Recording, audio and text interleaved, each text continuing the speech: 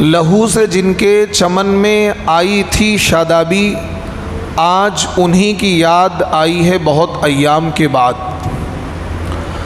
جب گلستاں کو خوں کی ضرورت پڑی تو سب سے پہلے ہماری ہی گردن کٹی، پھر بھی کہتے ہیں یہ اہل وطن، یہ وطن ہمارا ہے تمہارا نہیں۔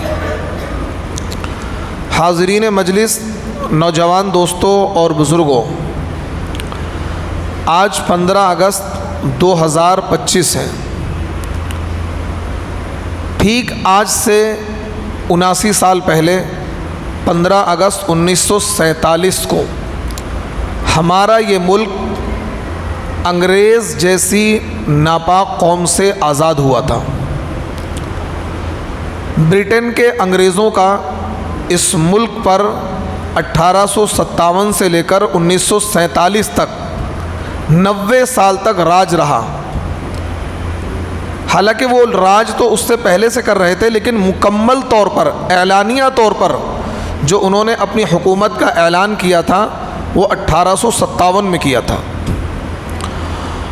اور اس ملک کی اگر ہم تاریخ پر نگاہ ڈالیں تو سن 92 ہجری سے اس ملک میں مسلمان آنے شروع ہو گئے تھے، اور حضرت محمد بن قاسم رحمۃ اللہ علیہ سندھ کی سرزمین پر آئے اور انہوں نے راجہ داہر کی فوجوں کو شکست دی، اور 1 لاکھ لوگوں نے تقریباً اسلام کو قبول کیا۔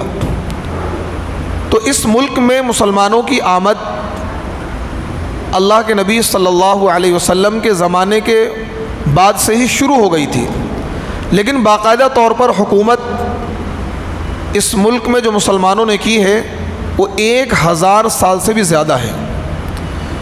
صرف جو مغلوں کا دور رہا ہے، کیونکہ الگ الگ خاندانوں نے حکومت کی ہے۔ مغلوں نے 400 سال حکومت کی ہے، فیروز شاہ تغلق کا خاندان الگ ہے، سلطان لودھی کا خاندان الگ ہے، شیر شاہ سوری کا خاندان الگ ہے، قطب الدین ایبک کا خاندان، یعنی بہت سارے حکمرانوں نے حکومت کی ہے۔ سب سے لمبی حکومت جو کی ہے وہ مغلوں نے کی ہے۔ مغلیہ سلطنت کی جو داغ بیل ڈالی تھی 1526 نے بابر نے ڈالی تھی، اور مغلیہ سلطنت جو ختم ہوئی ہے وہ 1857 میں ختم ہوئی ہے۔ تو اس ملک کی تاریخ ہمیں پڑھنی چاہیے، سمجھنی چاہیے، تاکہ ہم اپنی نئی جنریشن کو یہ بتا سکیں کہ اس ملک کی آزادی کے لیے ہم نے کیا کچھ کیا ہے۔